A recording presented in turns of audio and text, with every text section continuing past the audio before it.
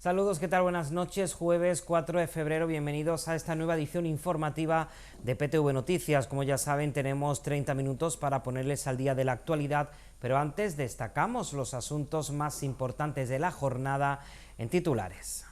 Por segundo día descienden las hospitalizaciones en la provincia de Málaga en una jornada con más de 1.000 positivos y 17 fallecidos.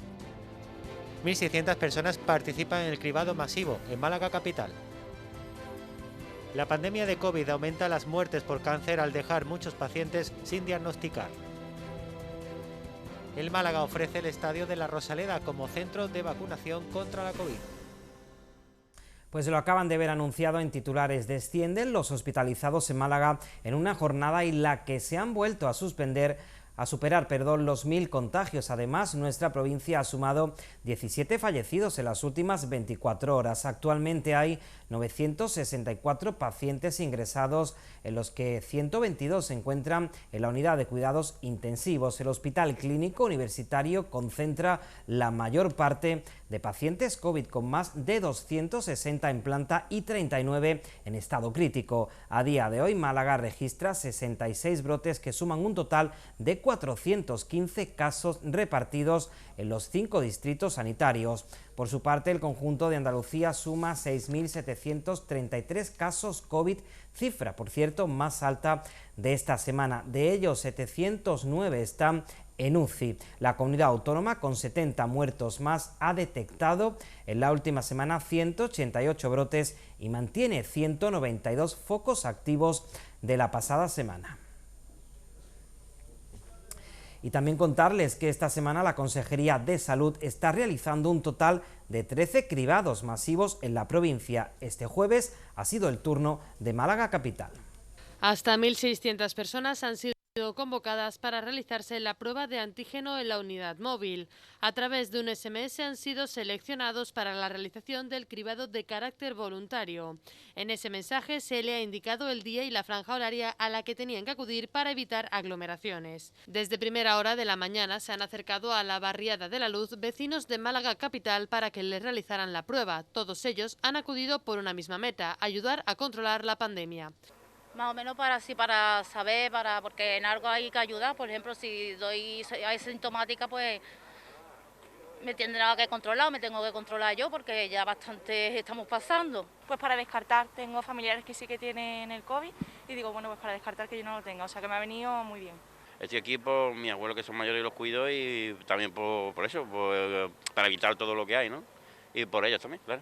Es muy importante los mayores, claro. Habrá que estar seguro de tener todos los familiares. Pues yo ya lo he pasado con mi suegro y mi suegra y gracias a Dios han salido y se han recuperado, pero que cuando te pasa ya, lo ves ya de cerca es cuando...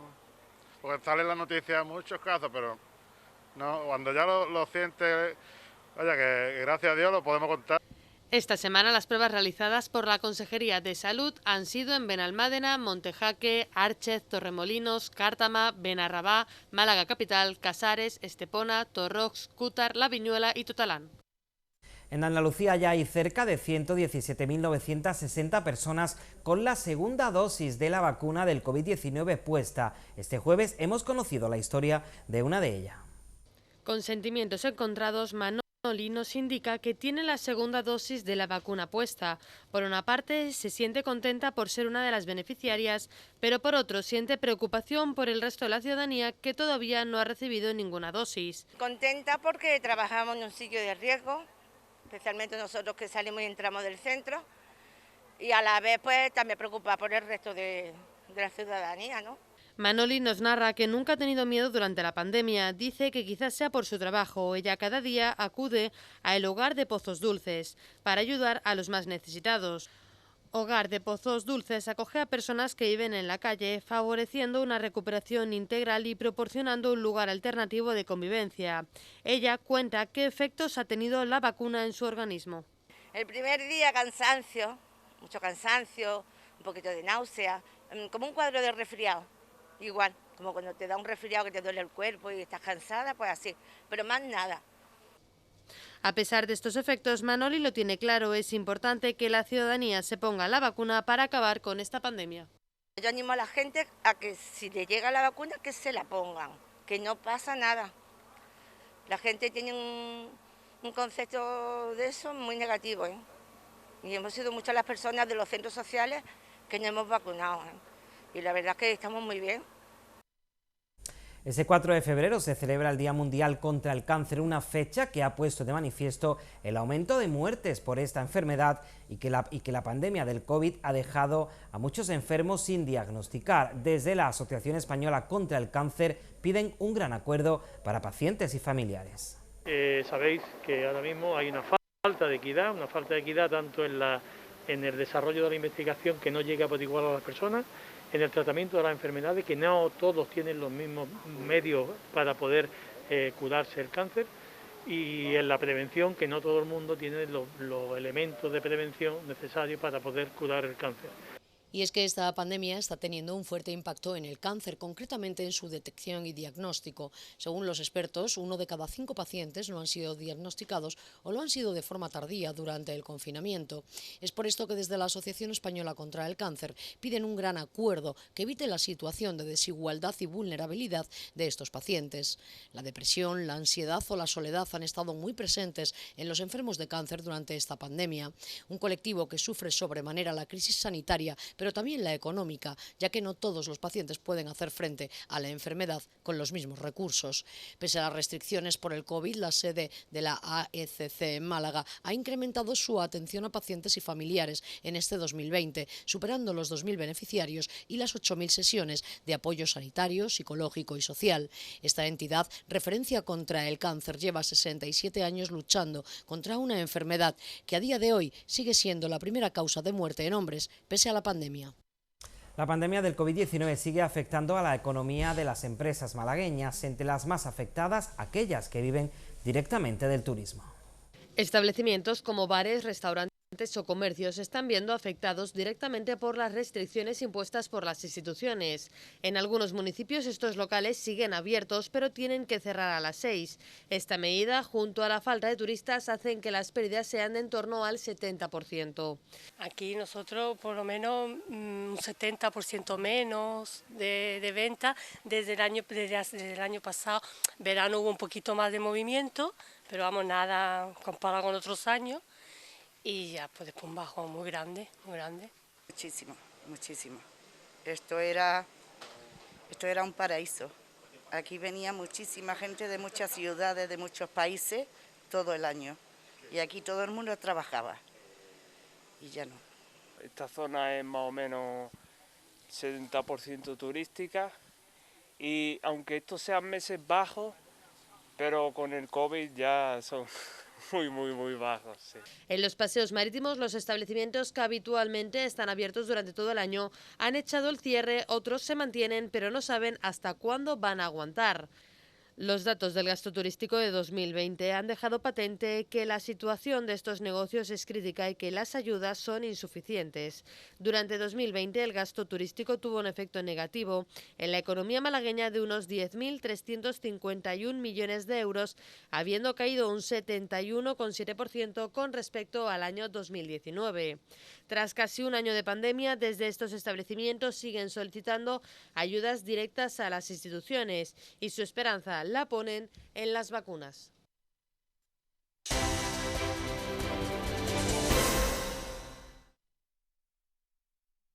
El principal sospechoso de rociar con ácido a su exnovia y a una amiga en Cártama, el joven conocido como El Melillero, ha sido condenado a 7 meses de prisión por un delito de maltrato a otra expareja anterior a la que presuntamente golpeó y arrastró en una discoteca en 2016. Además, se le ha impuesto la prohibición de aproximarse a la víctima a menos de 500 metros en su domicilio o cualquier lugar donde se encuentre esta durante 2 años y la privatización del derecho a portar armas por el mismo periodo de tiempo. Asimismo, en la resolución, que aún no es firme y se puede recurrir ante la Audiencia de Málaga, se le absuelve de delitos de amenazas y del delito leve de vejaciones, al considerarse que no queda acreditado por la prueba practicada en el juicio que días después de esa agresión la amenazara e insultara por las redes sociales y por teléfono. Los hechos sucedieron en agosto del año 2016, cuando el acusado y la víctima, con la que tiene un hijo en común, se encontraron en una discoteca en Marbella y se produjo una discusión entre ambos en la que el procesado la agredió dándole un puñetazo, la tiró al suelo, la agarró del pelo y fue arrastrándola por los escalones de dicha discoteca. La mujer logró escapar, pero el acusado, precisa la resolución, la alcanzó nuevamente y la arrojó sobre el capó de un coche, donde le propinó puñetazos en el cuerpo.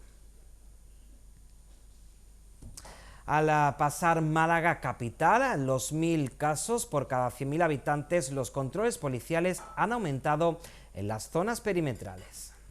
Las entradas y salidas de la capital se han visto reforzadas tanto por la policía local como por agentes locales con el fin de evitar desplazamientos ilegales.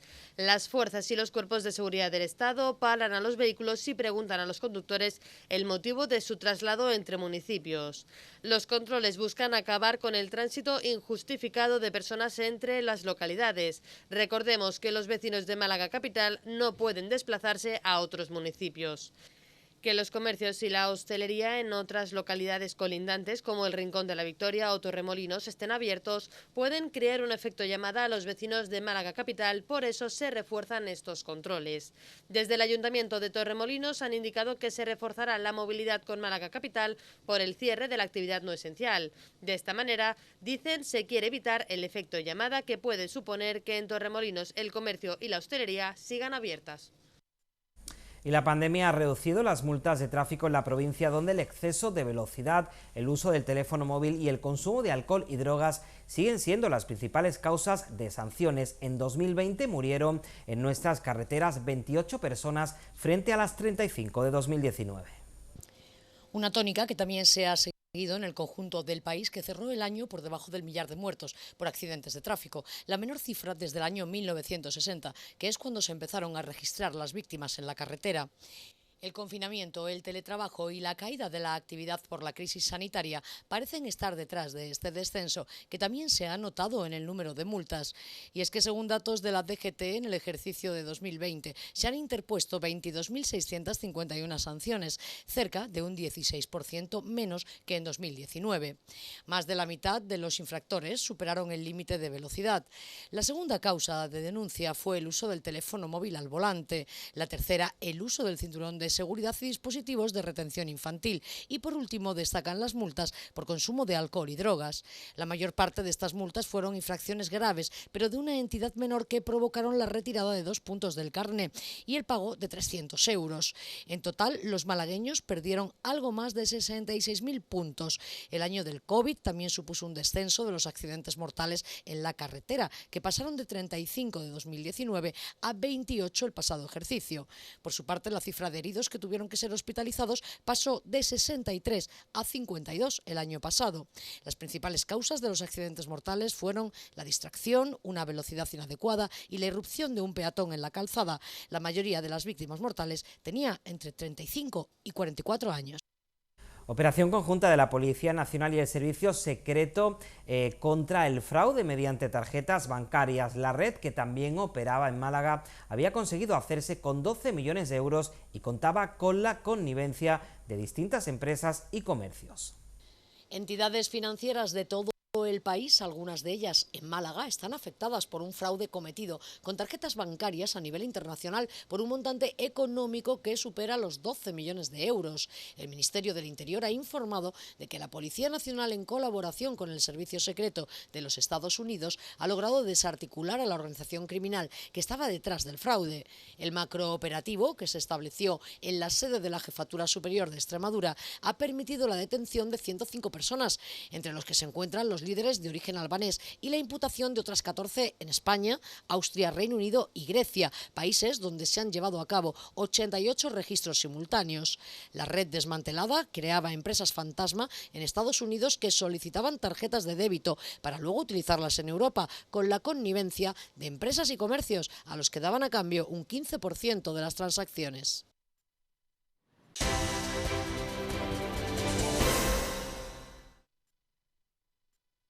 El Ayuntamiento lanza la campaña Málaga Work Bay para atraer a teletrabajadores nacionales e internacionales, una iniciativa que pretende contribuir a la reactivación económica de la ciudad. La iniciativa comprende acciones de promoción digital con difusión de material audiovisual, así como una web donde conocer los servicios de asesoramiento y los espacios coworking que ofrece la ciudad. El ayuntamiento pretende así atraer a teletrabajadores tanto nacionales como de otros países. Málaga Workbay nace para fomentar la atracción y retención de talento y de inversión productiva. Además, busca convertirnos en el destino ideal donde crecer profesionalmente, una ciudad vanguardista con todas las comodidades. La campaña también promociona el potente tejido empresarial de la ciudad, su gran nivel universitario, su importante bagaje cultural y su potencial como Smart City. El mercado alemán es prioritario en este proyecto, por lo que se lanzará una campaña de promoción dirigida a empresas alemanas y alumnos de últimos cursos de máster de ramas técnicas y tecnológicas de este país. La variedad de colegios internacionales, así como un buen sistema sanitario, la proximidad con aeropuertos, el coste de la vivienda y el bajo índice de criminalidad han sido algunas de las cualidades que han llevado recientemente a la prestigiosa revista americana Forbes a situar a Málaga entre los mejores 20 ciudades del mundo para vivir, invertir y trabajar. El Consejo de Limasal, la nueva empresa de limpieza municipal, ha aprobado adaptar los salarios de sus trabajadores a los del sector público con una subida del 0,9% en 2021. Eso sí, el carácter público de la nueva Limasa elimina los controvertidos puestos hereditarios. La puesta en funcionamiento de la nueva Limasa pública se va a dejar sentir de manera más que favorable en las condiciones económicas de sus trabajadores después de que el Consejo de Administración haya revisado este miércoles al alza el sueldo de sus empleados. Y es que con la entrada en funcionamiento de la empresa 100% municipal pasa a aplicarse la normativa contemplada para el sector público. Un acuerdo que establece una subida anual del 1% en 2020 y un 0,9% para 2021. También se ha establecido el carácter variable de la paga de enero de los próximos 3 años, dependiendo del cumplimiento de una serie de objetivos y del absentismo de los trabajadores en el semestre anterior. Cabe destacar que el carácter hereditario de los puestos de trabajo en caso de jubilación, invalidez o muerte quedan suspendidos mientras se mantenga el carácter municipal de la nueva sociedad pública.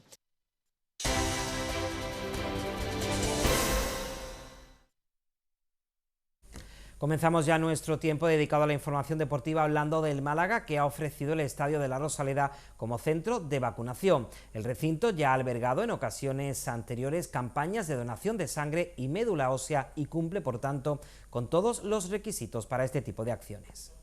En estos tiempos de pandemia, con la actividad no esencial paralizada en muchos municipios de Málaga, los futbolistas de élite deben servir como espejo a una sociedad que, aunque no necesita motivaciones artificiales, sí agradece el ánimo y el aliento provenientes de elementos de su equipo. Si a la pasión por unos colores se le considera un sentimiento, nada mejor para llegar a la fibra sensible de los aficionados que los mensajes que se emiten desde la plantilla del equipo de su ciudad. En el caso del Málaga, este mensaje llega de uno de los capitanes del vestuario, que seguro que habla en representación de todo el plantel. Hola malaguistas, os quiero mandar un mensaje de muchísimo ánimo. Vienen días y momentos difíciles, pero estoy seguro de que con el esfuerzo de todos vamos a superar todas las barreras que nos está poniendo esta pandemia y pronto vamos a estar disfrutando con nuestros familiares. Pero como los mensajes hay que complementarlos con gestos, el Málaga ha emitido un comunicado en el que ofrece el Estadio de la Rosaleda a las autoridades como centro de vacunación en el caso que sea necesario. El recinto cumple con todas las características que se requieren para este tipo de acciones y de hecho ya ha sido utilizado en otras ocasiones en campañas de donación de sangre y médula ósea. Su emplazamiento a muy poca distancia del centro de la ciudad, su aforo y su versatilidad con numerosos espacios de trabajo señalan al Estadio de Martiricos como el punto adecuado para una acción a gran escala. Y mientras tanto, el equipo sigue preparando el partido del domingo en la Rosaleda ante el Real Zaragoza. El Unicaja sucumbe 80-74 en la pista del Nanterre y encaja su 10ª derrota consecutiva entre Liga y Eurocup. No termina de levantar cabeza el Unicaja, que con la derrota en la pista del Nanterre 80-74 se queda ya sin opciones para pasar a la siguiente ronda de la Eurocup, a pesar de que restan todavía 2 jornadas por disputar. Es cierto que al equipo malagueño se le vio un punto de mejoría, al igual que ocurrió el pasado domingo frente al Valencia, pero insuficiente para romper la dinámica negativa en la que está inmerso y que le lleva ya a acumular 10 encuentros consecutivos perdiendo y solo haber ganado un partido de los últimos 13. Unos números que no se corresponden con los de un equipo con aspiraciones, que afronta además en una semana la fase final de la Copa del Rey. Pero antes se tendrá que ver las caras este próximo domingo con el Fuenlabrada en la Liga ACB. Un duelo a cara de perro ante un rival que le pintó la cara y no de verde precisamente hace menos de un mes en el Carpena. Y en medio de esta crisis surge el debate sobre la conveniencia de reforzar la plantilla. El nuevo entrenador, Fotis Katsikaris, no cuenta con el supuesto pívot titular a principios de campaña, Volodymyr Gerun, que ni siquiera ha sido inscrito en el acta en los últimos partidos. Y es que la llave para que llegue un fichaje es que el ucraniano acepte un acuerdo de salida, algo a lo que parece no estar dispuesto. Málaga volverá a ser foco de atención del deporte español. El estadio de la Rosaleda acogerá el 13 de febrero la final de la Copa de la Reina de fútbol femenino. Presentada en el Instituto Andaluz del Deporte, la final de la Copa de la Reina de fútbol femenino que se disputará en el estadio de la Rosaleda el próximo 13 de febrero y que enfrentará al Barcelona y al Logroño. En un acto celebrado en la terraza del recinto han estado presentes el alcalde de la ciudad, Francisco de la Torre, el vicepresidente de la Diputación Provincial, José Carlos Maldonado, el consejero de Educación y Deporte de la Junta, Javier Imbroda, y el presidente de la Real Federación Española de Fútbol, Luis Rubiales, como representantes de las instituciones, así como miembros de las directivas de los dos equipos. El recinto de Martiricos volverá a ser protagonista de un evento nacional de fútbol tras la disputa de una de las semifinales de la Supercopa de España y la fase de ascenso a Segunda División. El encuentro entre el Barcelona y el Logroño se disputará a puerta cerrada. Alejandro Davidovich se retira del torneo de Quimper por lesión. El tenista malagueño sufrió un esguince en su tobillo izquierdo en el primer partido ante el italiano Tomás Fabiano. Definitivamente 2021 no ha entrado con buen pie para Alejandro Davidovich. El tenista malagueño debía estar en Australia, donde el inicio del Open se ha puesto en solfa por un positivo por COVID-19 en un empleado del hotel donde se alojan los tenistas. Pero haber pasado la enfermedad y no dar negativo a tiempo impidió que se pudiera desplazar hasta las antípodas para el primer Grand Slam de la temporada. Esta circunstancia motivó un cambio de planes para el del Rincón de la Victoria, que introdujo en su calendario los torneos menores que se disputan por estas fechas en Francia. Así, Davidovich estaba en Quimper disputando una ATP Challenge con objeto de coger ritmo de competición para la gira indoor que tenía prevista para final de febrero y comienzos de marzo. El malagueño partía como primera cabeza de serie del torneo, pero la mala fortuna volvió a cruzarse en su camino y una torcedura de tobillo hizo que se tuviera que retirar en el primer partido cuando dominaba por 6-3 y 1-1 ante el italiano Tomás Fabiano, número 175 del mundo. Ahora habrá que esperar a la evolución de la lesión para determinar la fecha en la que el malagueño podrá volver a las pistas.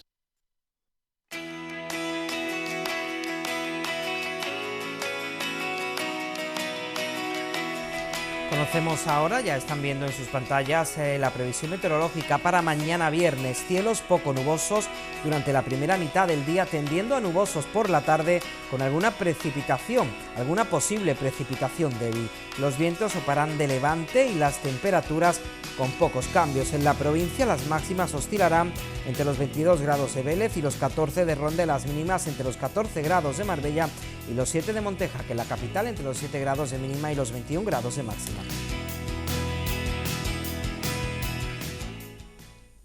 Diálogos con Picasso, colección 2020-23, es el nuevo recorrido museográfico del Museo Picasso Málaga, y en ella se muestran actualmente un total de 120 obras, entre las que destaca la escultura cubista Copa de Absenta o el regreso del lienzo de Susana y los ancianos, e incluso un tapiz realizado a partir de las señoritas de Aviñón. La colección 2020-23 Diálogos con Picasso da cuenta de casi 8 décadas de trabajo de Pablo Picasso y transmite arte, el rigor y la capacidad creativa de un artista imprescindible para comprender la historia del arte occidental. A través de esta selección de obras se propone un recorrido por los diversos temas y técnicas que Pablo Picasso dominó. En cada una de ellas se podrá conocer el episodio creativo en el que se encontraba el artista en el momento de realizarlas. En estos momentos de pandemia no se pueden visitar exposiciones, por eso con esta muestra queremos hacerles llegar estas imágenes a todos ustedes para que al menos desde casa disfruten de ellas. Con estas imágenes despedimos este informativo. Gracias por su atención, hasta mañana, buenas noches y que descansen.